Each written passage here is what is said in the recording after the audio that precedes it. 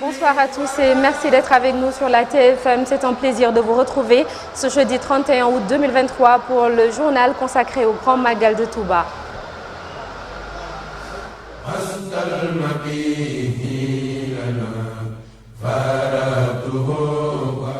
À la une ce soir, la visite du chef de l'État Macky Sall ici à Touba. Le président de la République a été reçu par le khalife général des Mourides, Serigne Mountakha Bachir Mbacké.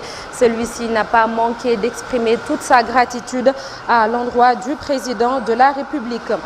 Et puis en 12 ans, l'État a investi un peu plus de 560 milliards de francs CFA à Touba.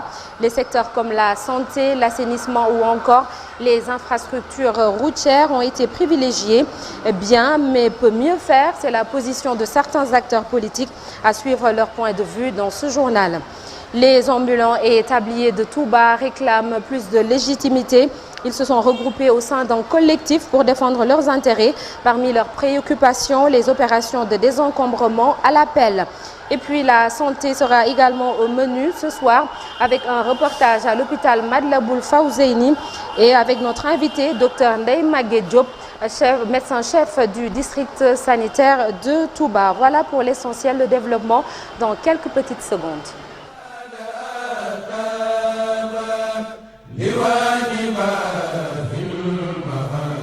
Merci de choisir la TFM. Le chef de l'État Macky Sall en visite officielle à Touba.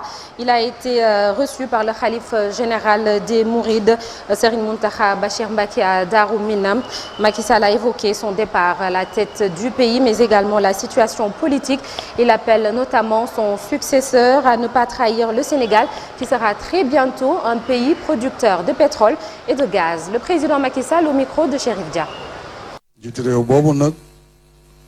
jàpp naa ne ci coobare suñu borom waxtu wi déwén bu ko yàlla dogalee keneen war na toog fii. C'est ma dernière visite pré-Magal à Touba en tant que chef de l'État du Sénégal. Mon successeur le fera à ma place l'année prochaine. Car comme je l'avais dit et écrit, je ne briguerai pas un troisième mandat. Donc, je ne participerai pas à l'élection présidentielle de février 2024. Mais cela ne change en rien nos relations, mais aussi l'affection et l'estime que vous avez à mon endroit. te it maa ngi lay dënkaat Sénégal ko dënk kilifa diine yi.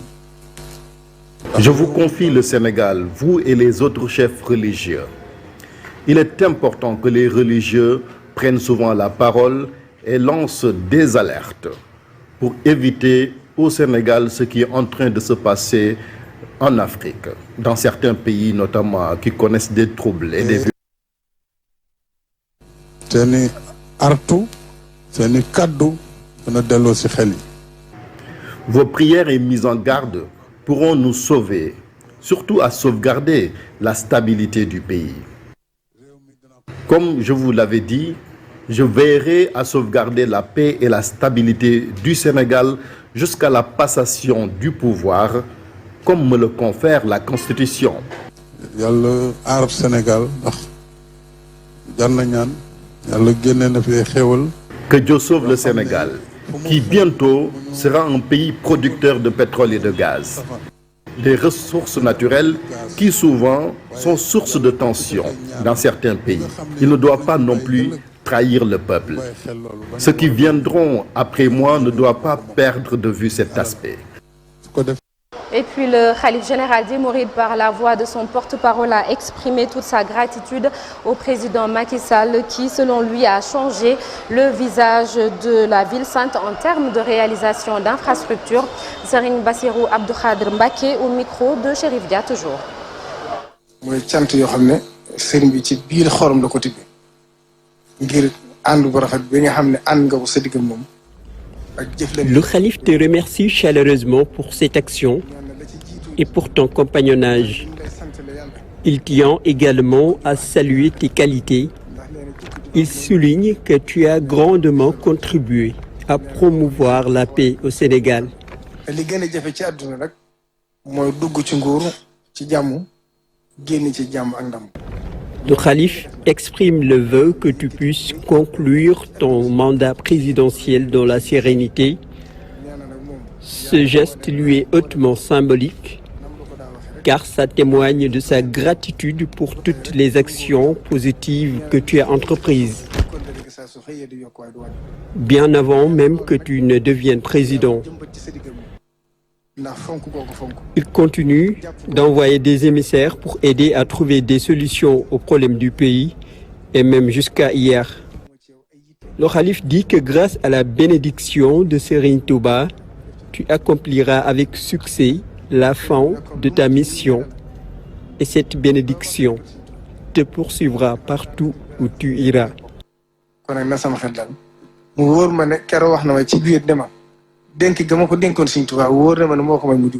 C'était le porte-parole du Khalife général des Mourides. Et puis cette visite est un prétexte pour faire le point sur les investissements faits dans la ville par le régime de Macky Sall.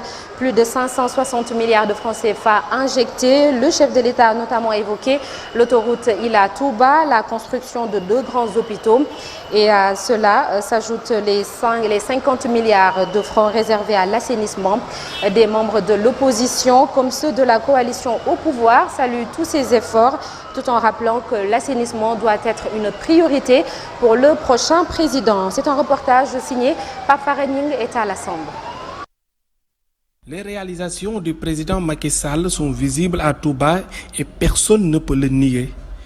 En 12 ans, il a fait mieux que ses 3 prédécesseurs, des réalisations majeures dans la voirie et le secteur sanitaire. Le président a fait énormément de réalisations à Touba, qui aujourd'hui sont estimées à l'ordre de 560 millions, 560 milliards de francs CFA. A commencé par l'autoroute Ila Touba, qui a coûté près de 400 milliards. Vous avez l'hôpital Cheikh Ahmadou Khadim, qui a coûté près de 40 milliards.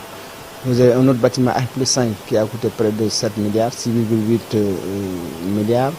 Et vous avez également tout ce qu'il a investi dans l'assainissement, de l'ordre de 53 milliards, et qui sont des travaux qui sont encore en cours. Vous avez le centre d'enfouissement technique de l'ordre de 4 milliards.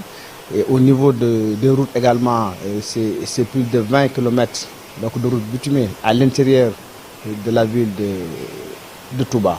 Et sans compter maintenant tout ce qu'il a investi sur le plan, social.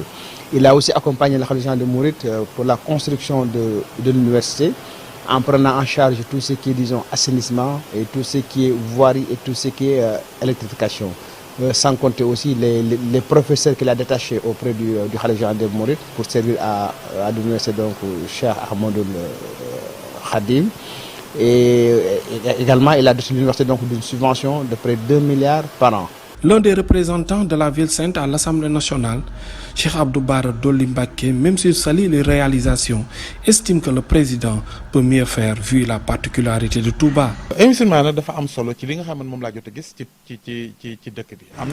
C'est très important d'avoir des investissements dans un pays. Certes, le président de la République a fait d'énormes investissements à Touba, mais il reste des choses à améliorer. Depuis 2012, l'année où il a été élu, il avait pris des engagements pour Touba. Sur le plan sanitaire, il a construit un hôpital digne de ce nom. Nous l'encourageons et le félicitons. L'autoroute Ila Touba est tellement efficace pour tous les pèlerins. Cela montre que le pays est en voie de développement et cela est important. Il ne faut pas confondre ce qu'il a fait avec son propre argent et l'argent de la nation. Il y a aussi nous qui habitons Touba, qui avons rassemblé de l'argent pour la construction de la cité religieuse. Mais il faut rappeler aussi que c'est son devoir d'investir ici à Touba, qui est la deuxième ville la plus peuplée.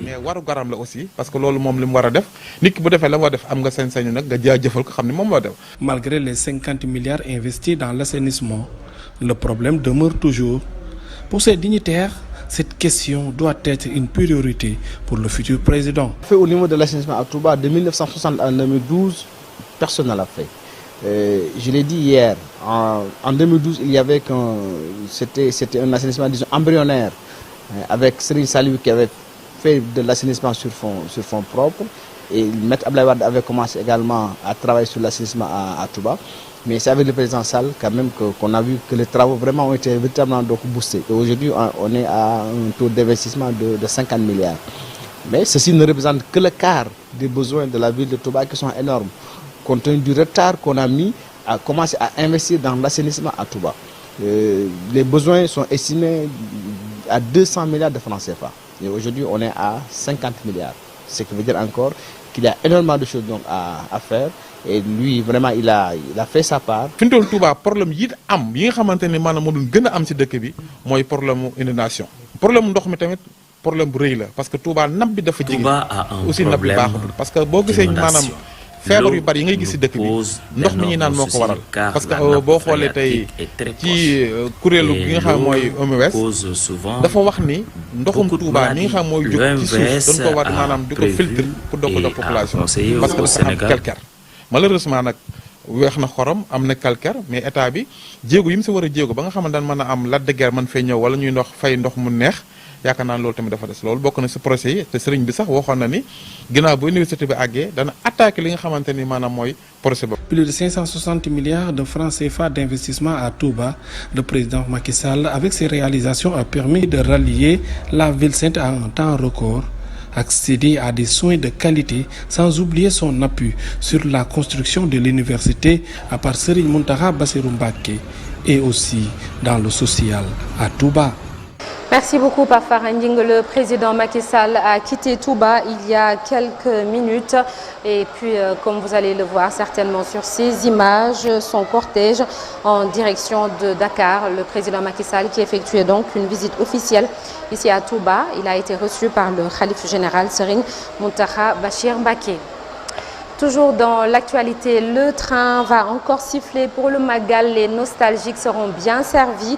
Les grands trains du Sénégal vont assurer la desserte Thiès-Touba. À Thiès, on note une affluence des pèlerins qui viennent en nombre au quartier Aiglon, notamment au centre culturel pour acheter leurs tickets et pouvoir voyager en tout confort. Les premiers départs sont prévus demain. Vous aurez l'occasion de suivre ce reportage dans le journal en Wolof avec Fatih Dieng. Alors, il n'a pas plu depuis au moins 48 heures ici à Touba. Malgré tout, les eaux de pluie sont encore présentes sur plusieurs sites. C'est le cas au marché Ocas. L'accès y est très compliqué et les occupants cohabitent avec l'insalubrité en permanence, obligeant certains à s'installer dans des conditions très difficiles. Les occupants se désolent de cette situation et parlent d'un manque d'infrastructures. C'est un reportage signé Abdoulaye Diop et Demandao.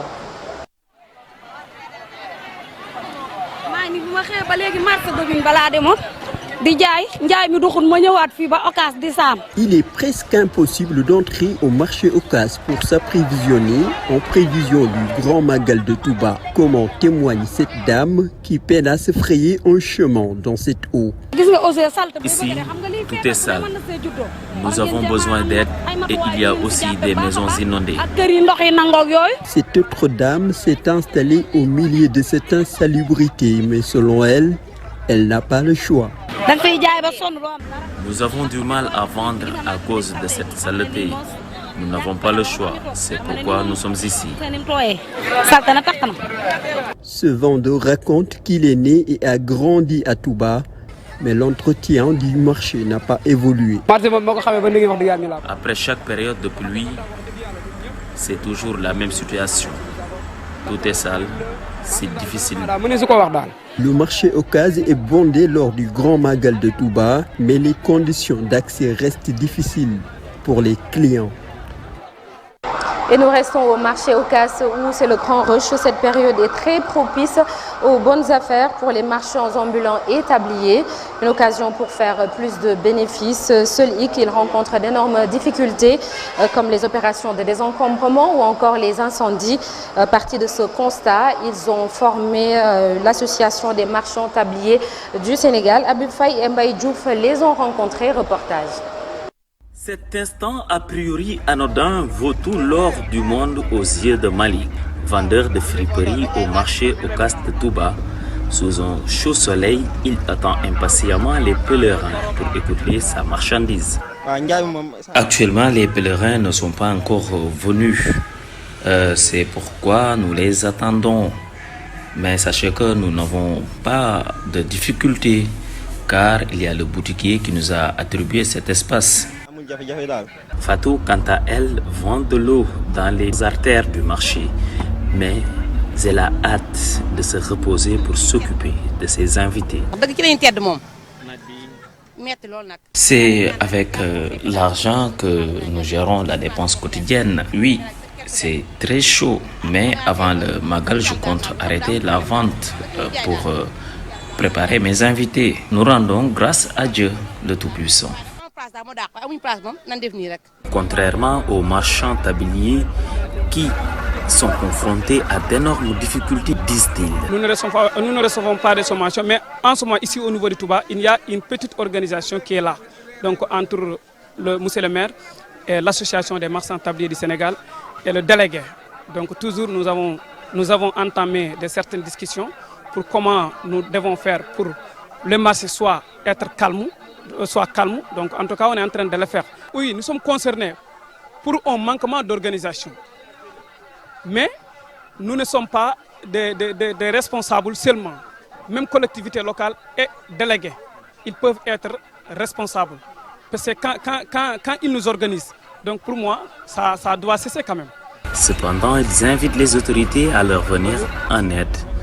Ces marchands ont créé une association pour exposer leurs doléances. Et un autre volet que nous évoquons ce soir, la santé. L'hôpital Matlaboul Fawzeyni est prêt avec un dispositif spécial pour le Grand Magal, selon le directeur, avec un renfort en personnel et en médicaments notamment. En moyenne, la structure accueille 2000 patients. Lors de cet événement, le directeur appelle tout de même les pèlerins à la prudence sur la route et à se protéger contre la chaleur. Abdoulaye Diop et Mbaye Diouf signent ce reportage. À l'hôpital Matlaboul Fawzeyni, toutes les dispositions sont prises pour une bonne couverture du Grand Magal de Touba, selon les directeurs. Il y a des commissions qui sont mises en place, donc une commission médicale qui est chargée de qui regroupe l'ensemble des médecins qui sont au niveau de l'hôpital. Et cette commission a pour rôle de s'organiser pour prendre en charge les pèlerins qui seront référés ici. Donc du point de vue des urgences médicales comme également des urgences chirurgicales, cette commission va faire tout pour mettre à la disposition de l'hôpital les moyens de faire face à ces problèmes de santé que rencontreront les pèlerins qui seront référés ici. Maintenant, pour que ces médecins puissent faire leur travail, il y a l'accompagnement d'une autre commission qu'on appelle commission administrative qui va s'occuper de l'hébergement, de la restauration et également de l'appui logistique des différentes équipes qui travaillent sur les services d'urgence. L'hôpital s'est également renforcé en termes d'effectifs d'agents de santé et de provisions en médicaments.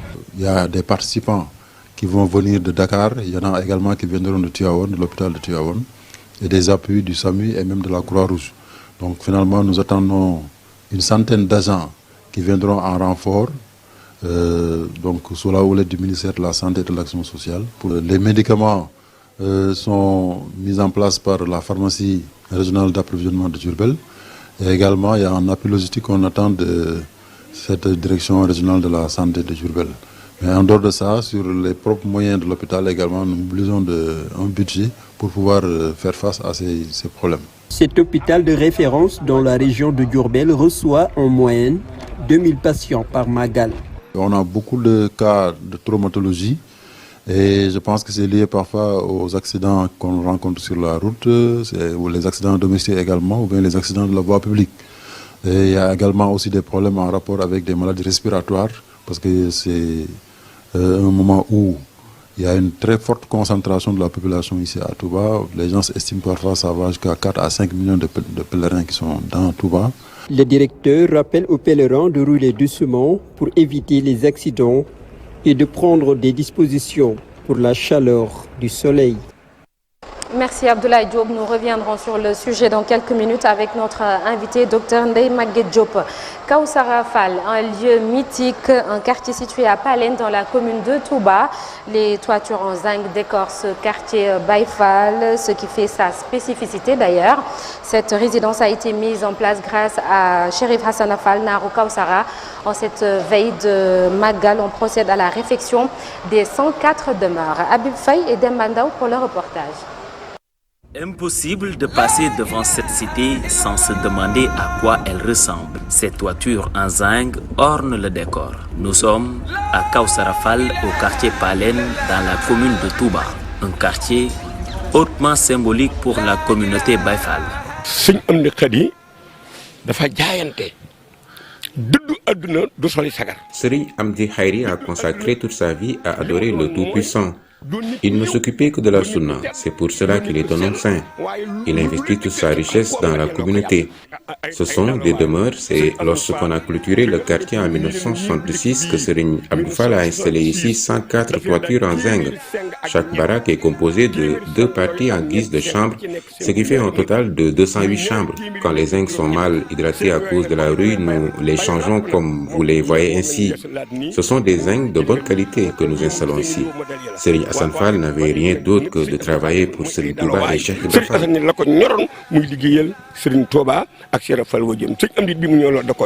Implanté sur une surface de 6 hectares, Kawsara a vu le jour sous le magistère de Serigne Fallou Mbacké, le deuxième khalife de Bamba, qui a lui-même attribué ces terres à Chérif Hassan Fall. C'est quand Serigne Hassan Fall était à Mbacké que Serigne Fallou a mis à sa disposition cet espace. Ainsi, le khalife a ordonné à ses 3 frères de venir faire la pose de la première pierre ici.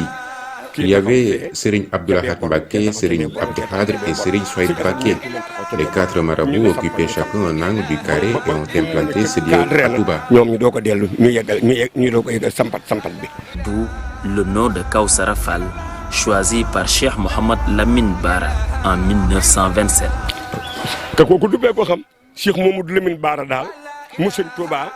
C'est en 1927 que Serigne Mohamed Lamine Bara a donné le nom de Kawsara à ce lieu qui jadis était appelé Wandowawa. Et lui seul sait pourquoi il a choisi ce nom.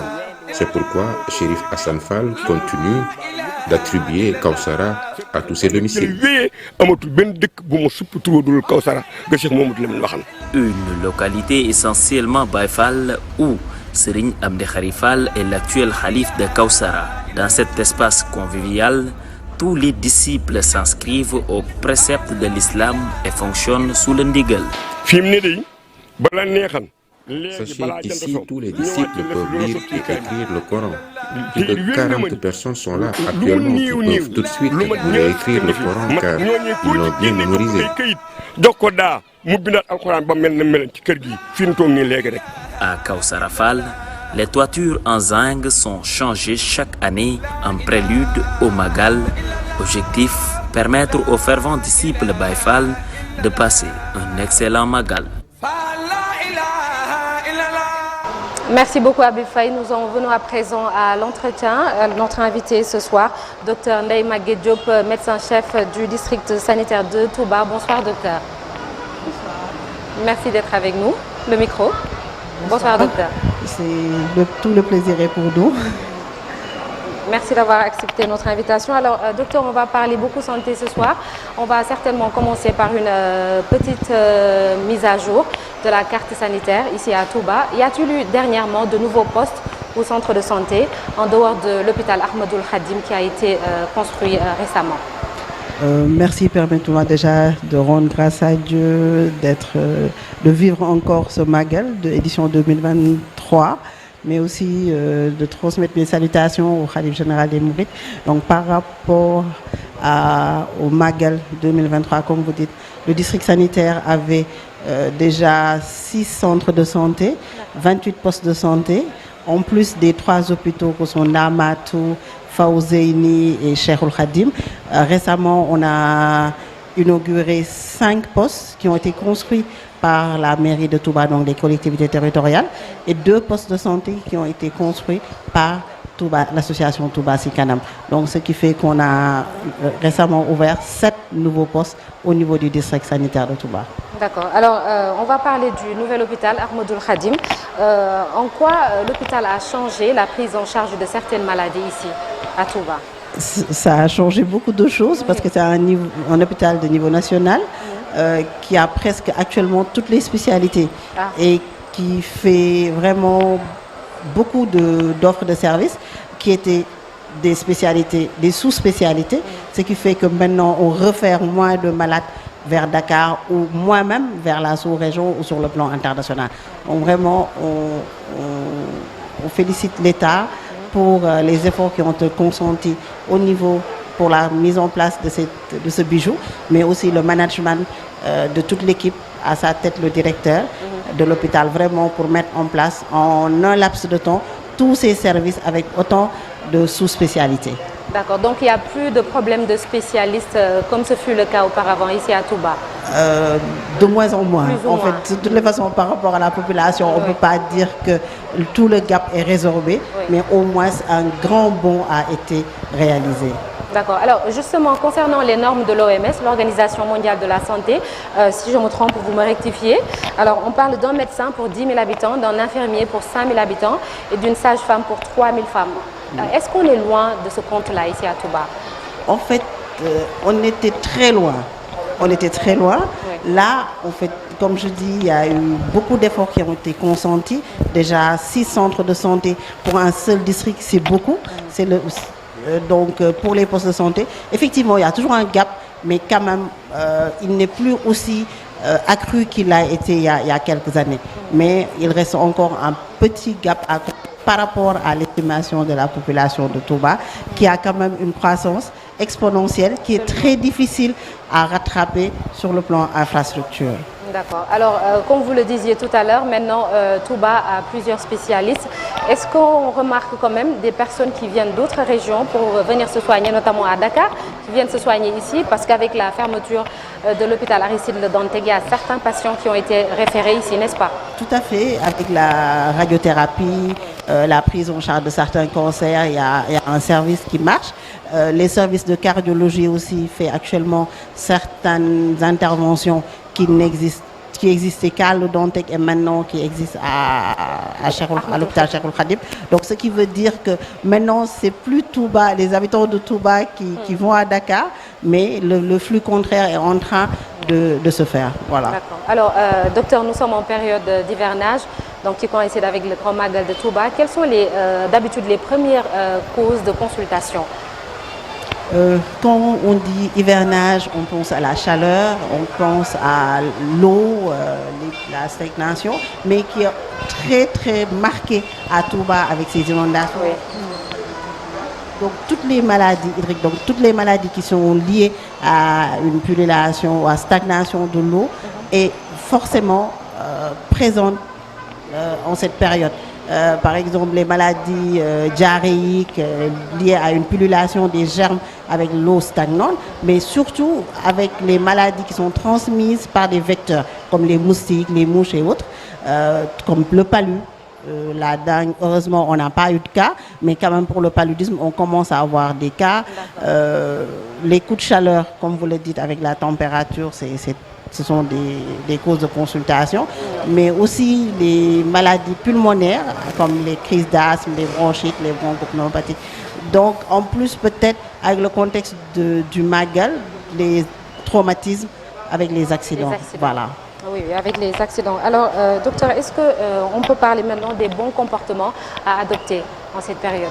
Oui, c'est carrément, à défaut d'avoir un assainissement qui puisse vraiment réduire ces nappes d'eau, c'est déjà au niveau collectif que les gens essaient au moins au niveau local de faire certains gestes pour réduire ces différentes nappes. Mais au niveau individuel, la première chose, c'est favoriser le lavage des mains pour vraiment réduire la transmission de tout ce qui est bactéries et virus, mais aussi dormir sous moustiquaire pour au moins faire barrière par rapport à tout ce qui est mouches, moustiques, et boire beaucoup d'eau, mais de l'eau saine.